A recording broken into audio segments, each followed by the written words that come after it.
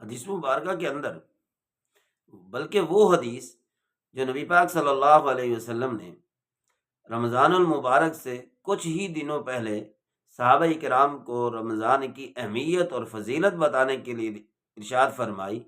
وہ بڑی لمبی حدیث ہے جس کے پہلے لفظ یوں ہیں: قد اذلکم شہر عظیم مبارک شہر فیہ لیلۃ خیر من الف شہر۔ ایک ایسی برکت والی اس کے اندر رات ہے، یعنی جو مہینہ تمہارے اوپر سایہ فگن ہے، ابھی آنے والا ہے، اس کے اندر ایک ایسی رات ہے جو 1000 مہینوں سے بہتر ہے۔ 1000 مہینے 83 سال کچھ مہینے بنتے ہیں، اس سے بھی بہتر ہے، یعنی 83 سال کچھ مہینوں کی عبادت ایک طرف اور ایک رات کی عبادت ایک طرف۔ فرمایا یہ بڑا برکتوں والا ہے، بڑا عظیم مہینہ ہے جو تمہارے پاس آ رہا ہے، تمہارے اوپر آ رہا ہے، تم اس کے اندر رہ کر عبادت کر کے اپنے آپ کو اللہ سے منوا لو اور اللہ کی معافی کے طلبگار بن جاؤ، اللہ کی رحمتوں کے حقدار بن جاؤ۔ اور اس حدیث کے آخر میں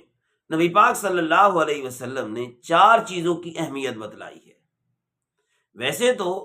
ہر نیکی کی چیز انسان کے لیے اہم ہے، لیکن موقع کی مناسبت سے نبی پاک صلی اللہ علیہ وسلم نے 4 چیزوں کی ان صحابہ کرام کے سامنے اہمیت رکھی۔ فرمایا اس کے اندر یہ کام کرو۔ نمبر 1، کلمہ طیبہ کا ورد۔ یہ گناہوں کی جو وائرس ہمارے اندر ہوتی ہے، گناہوں کی خرابی جو ہمارے اندر ہوتی ہے، جس کی وجہ سے نیکیوں پر آبادگی نہیں ہوتی، برائیوں کی طرف دل چاہتا ہے بلکہ للچاتا ہے، گناہوں کی پلاننگ ہم کرتے ہیں، تو اس کلمہ کی ورد کی وجہ سے، کلمہ طیبہ لا الہ الا اللہ محمد الرسول اللہ بار بار پڑھنے کی وجہ سے اللہ پاک وہ جو یہ گناہوں کی وجہ سے جو نحوست کے اثرات ہوتے ہیں دل کے اندر، دماغ کے اندر، طبیعت کے اندر رچے بسے ہوتے ہیں، وہ نکل جائیں گے، وہ ختم ہوں گے۔ اس لیے کلمہ طیبہ کا ورد بھی کرنا چاہیے۔ اور پھر اس کا یہ بھی اثر ہوتا ہے کہ جو آدمی جو کام کرتا رہتا ہے زندگی کے اندر، تقریباً خاتمہ بھی اس کا اسی طریقے سے ہوتا ہے۔ بزرگوں نے، علماء کرام نے لکھا ہے کہ جب تم کلمہ طیبہ بار بار پڑھو گے تو انشاءاللہ خاتمہ بھی کلمہ طیبہ پڑھتے ہوئے ہوگا۔ نمبر 2، استغفار کی کثرت۔ استغفار تو ایک ایسی چیز ہے جو ہر اچھائی کی بنیاد ہے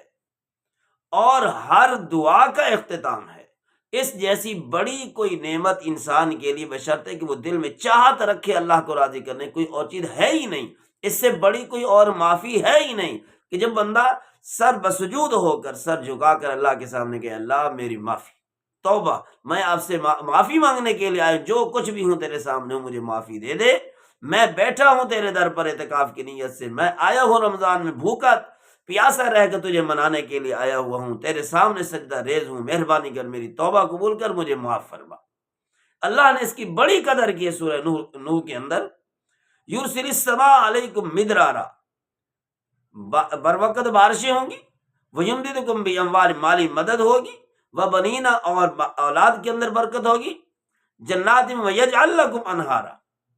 اور تمہاری کھیت کھلیان کے اندر برکت ہوگی۔ اور تو اس کو بلکہ نبی علیہ الصلوۃ والسلام نے فرمایا کہ ایک دن میں 100 مرتبہ استغفار کرتا ہوں، بلکہ اس سے بھی زیادہ بعض دفعہ ہو جاتا، تو اللہ سے ہر وقت معافی مانگنی چاہیے۔ جب نبی علیہ الصلوۃ والسلام کے آگے پیچھے کے سارے گناہ معاف ہیں اگلے پچھلے، تو ہم لوگ کون ہوتے ہیں کہ ہم لوگ استغفار نہ کریں؟ آپ علیہ الصلوۃ والسلام اس کے باوجود کتنی مرتبہ استغفار کر رہے ہیں، تو ہمیں بھی استغفار کرنا چاہیے۔ تیسری چیز جو آپ علیہ الصلوۃ والسلام نے بیان فرمائی، اے صحابہ جنت کی طلب کرو،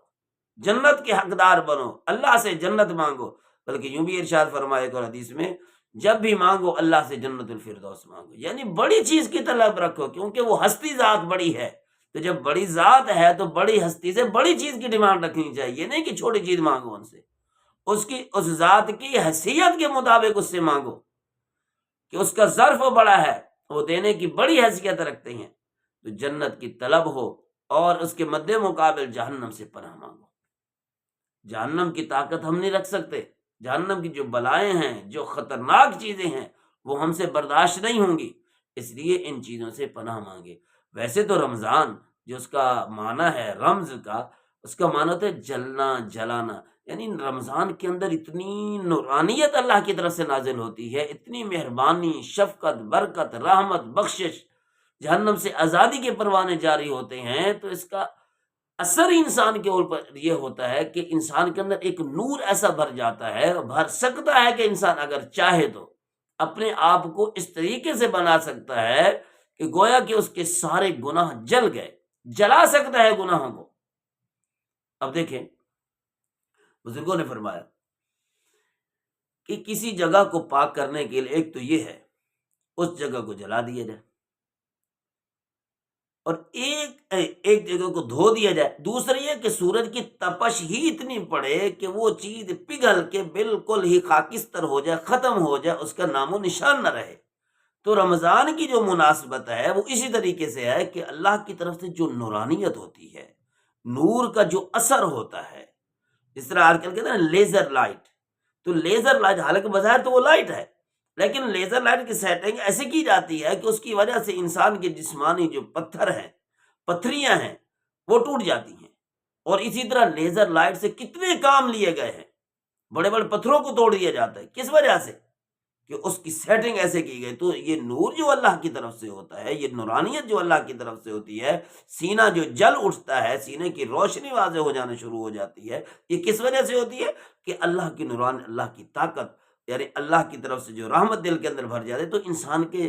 جو گناہ ہوتے ہیں وہ کرنے کو جی نہیں چاہتا، جو پہلے ہوتے ہیں وہ انسان اس پہ ایسی توبہ کرتا ہے، ایسی توبہ کرتا ہے کہ وہ گویا کہ وہ گناہ جل جاتے ہیں۔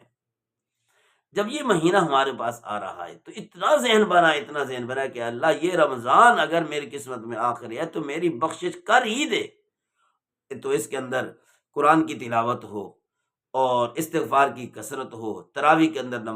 تراویح کی نماز پڑھیں، قرآن کی تلاوت کریں یا سنیں، اسی طریقے سے اعتکاف کی وہ توفیق ہو جائے تو وہ کریں، لیلۃ القدر کی تلاش کے اندر کوشش کریں، تو انشاءاللہ